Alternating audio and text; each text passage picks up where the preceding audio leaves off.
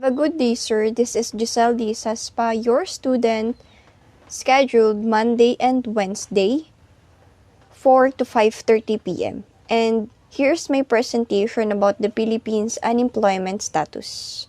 Introduction. According to the Philippines Statistics and Authority, unemployed include all persons who are 15 years old and over. The unemployment rate measures the number of people actively looking for a job as a percentage of the labor force. The Philippines unemployment status is based on the rates that our country has and the number of people who's unemployed during the basic survey reference period. As the economy continued to recover from the effects of the coronavirus, the unemployment rate in the Philippines fell substantially from 8.1% in the same month a year earlier to 5.3% in August 2022. 2.68 million people were unemployed, down from 3.88 million in August 2021.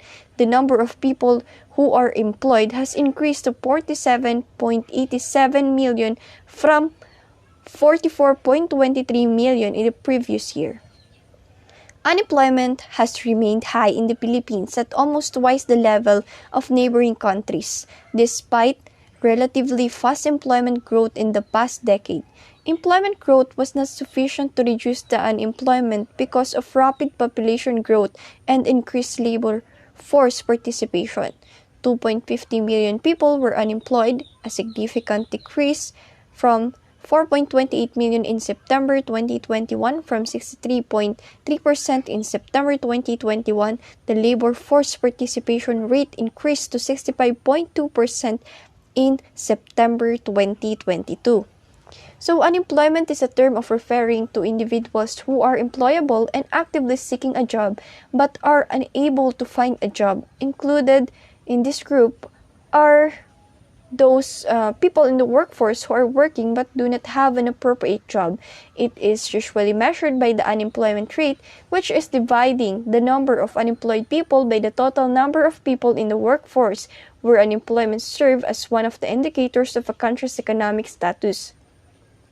Workers who are unemployed experience financial hardship, which has an effect on their families, relationships, and communities that we will know and resolve in this case study.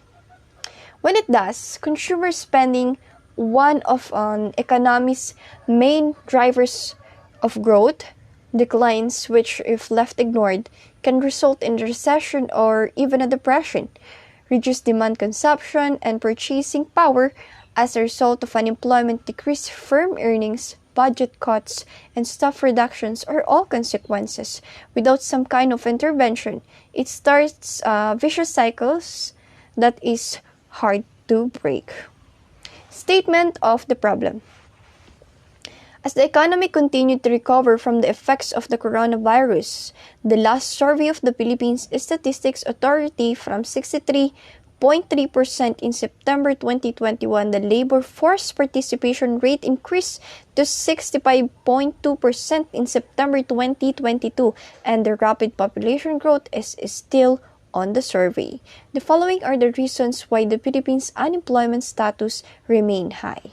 Number 1, job vacancy and skill mismatch among Filipino graduates and those with low educational attainments or those who are undergraduates. And number 2 is the surveys conducted that attributed population growth to 1.47% increase from 2021.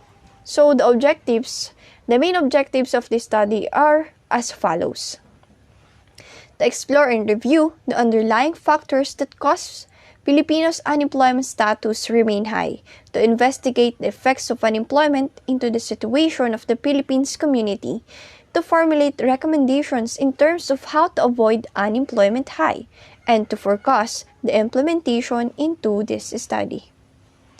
Alternative course of action. The main causes of the Philippines' unemployment status are as follows.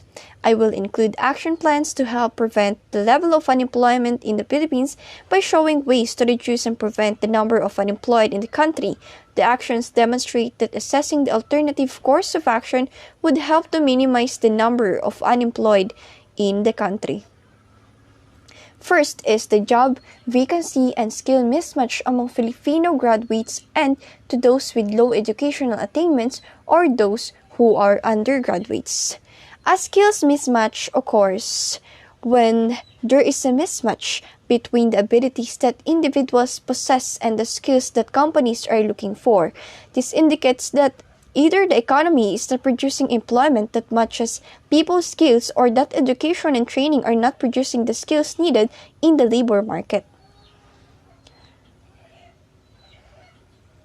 And those with low educational attainments are the students who's having a hard time on paying their tuition fees and usually having a hard time on focusing on the studies and choose to stop studying, who are also having a hard time on getting a job in the present life because of lack of skills, learnings, and experience are needed in the labor market. So, proposed action number 1. The education system in the Philippines are inadequate in a level of learning skills and lack of productivity. That's why an effective education system should be provided. Also by having educational assistance for the students average of 80 and should all students will be granted public and private schools. Advantages: cost and effective, lesser the Filipino undergraduates, improve overall productivity, bright and full of learnings, an easier and more convenient way to help the Filipino students, high certainty of finding potential workers due to the high unemployment rate when they graduated. Disadvantages: time-consuming and difficult to learn due to the instructors needing to learn what they really need to teach or taught to the students. Negative feedback reflected on the time-consuming learning. So some students might be discouraged from the long run of learning and decide to stop learning and pursue on getting a job. Number 2 is the surveys conducted that attributed population growth to a 1.47% increase from 2021. So, population growth also affects the Philippines' unemployment status. The current population of the Philippines is 113,082,387 as of Monday, November 28, 2022, based on the Worldometer elaboration of the latest United Nations. The economy is transformed by a fast expanding population into widespread unemployment and low employment. The proportion workers to the total population rises as the population does. As a result, unemployment and low employment rates rise as the labor force grows. Rapid population growth affects everything. So the proposed action number 2 will be the government to strengthen the population, implementing the use of family planning through seminars and education by using social media to spread the word about population growth. So the advantages: the families will have full learning about family planning, be aware of building a family. The population growth will be minimized and decreased so that no more food shortages. Easy to spread the word about population growth because of the social media. Disadvantages: will lead to abortion, get misinformation if everything comes from social media. So, mahalaga din na mayroon dito mga legit pages, kumbaga, para mapagkunan ng tamang impormasyon patungkol doon sa information. So, the evaluating alternative course of action. So, the alternative course of action plan will be rated according to its efficiency, equity, improbability, and administration that needed to be implemented. The total highest rating will be used in the action plan. So, 1 to 5 order list of numbers are as follows. And these are those. Number 1, very unsatisfied. Number 2, unsatisfied. Number 3, neutral. Number 4, satisfied. Number 5 is very satisfied. So, as we can see on the table, here are the variables.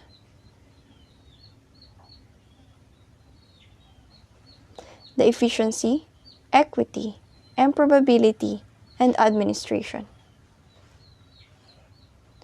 And here are the proposed action. Proposed action number 1. The education system in the Philippines is inadequate in the level of learning and skills and lack of productivity. That's why an effective education system should be provided also by having educational assistance for the students average 80, and should all students will be granted public and private schools. So, I've rated it with its efficiency as 5, equity 4, improbability is 4, administration is also 4. That will be explained later. And the proposed action number 2. Government to strengthen the population implementing the use of family planning through seminars and education, and by using social media to spread the word about population.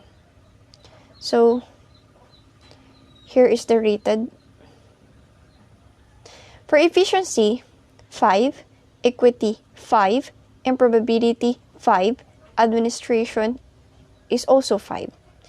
And the total of it is 20.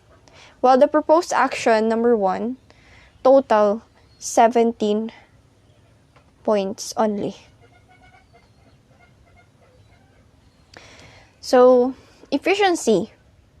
They are the same in the competence of the proposed alternative solution measures, for it is also important that maximize the benefits of lower the chance of unemployment status by having a good educational system and by the government implementation of using family planning.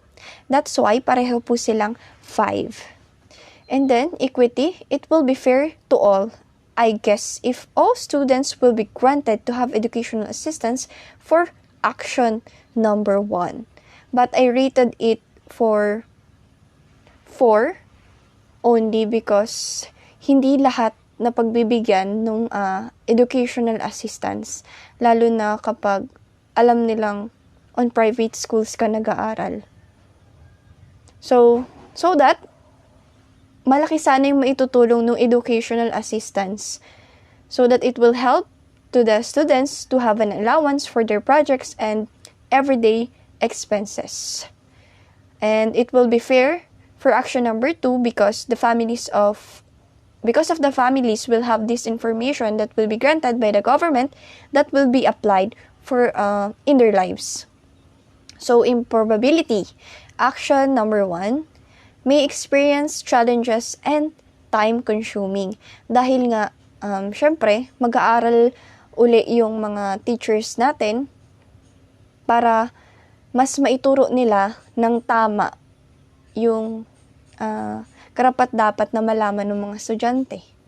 Then, while on action number 2, it can be implemented as soon as possible or as everyday for everyone.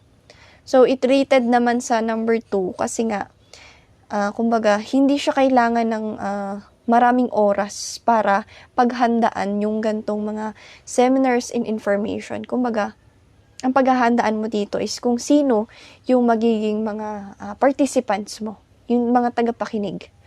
And then, administration. Action number 1 is also under government implementation, but it needed time to do paperwork for getting a budget for the students who's needed the educational assistance. So, yun nga. Hindi madali yung pagkakaroon din naman kasi ng educational assistance. Kumbaga kasi, sa government din, marami din silang pinaglalaanan ng pera nila. Kung kaya't kaunti lang yung napupunta para sa mga educational assistance. So, while on action number 2, government has to provide programs and seminars while everyone has their own technology. So, yun nga, 5 pa rin ang rate dito sa action number 2 dahil through the help of social media.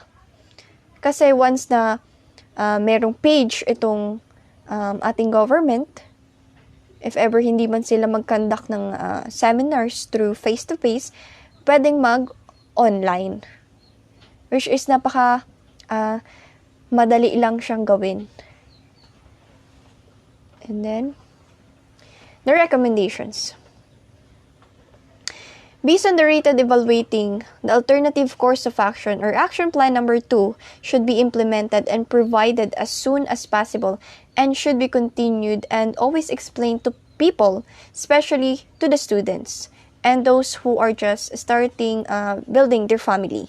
So government to strengthen population, implementing the use of family planning by seminars and education, and by using social media to spread the word about population growth will help to reduce the Philippines' unemployment status so that it will not lead to poverty that will make the families be unproductive, and having a planned family, they can send their children to school and support their needs so that undergraduates can be end and the parents can focus on their children to know and talk about what they want when the day comes, to avoid mismatch through education when they are already finding jobs. Because when the number of children in each family increases, the parents are no longer able to support it, so that the oldest children can be undergraduates, and if they can continue to study, they are confused as to what course to take, and if they can graduate looking for work,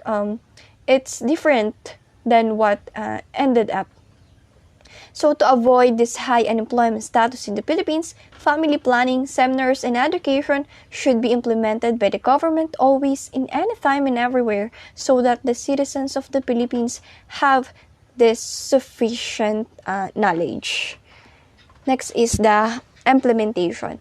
So based on the recommendation presented, here are how we will be implemented it. So the government should focus on this program and allocate funds to carry out properly. Find the right people who know the topic. The information contained in this situation is not just a story to share. It will reflect the Philippines' unemployment status, so find an exact person to explain the correct information. So, number 3 is continue to implement this program and improve information if there is anything to add. Each year will increase the number of respondents. And number 4 is create officers who will implement this program at para kumbaga ipagpatuloy yung ganung program. And that would be all po. Thank you.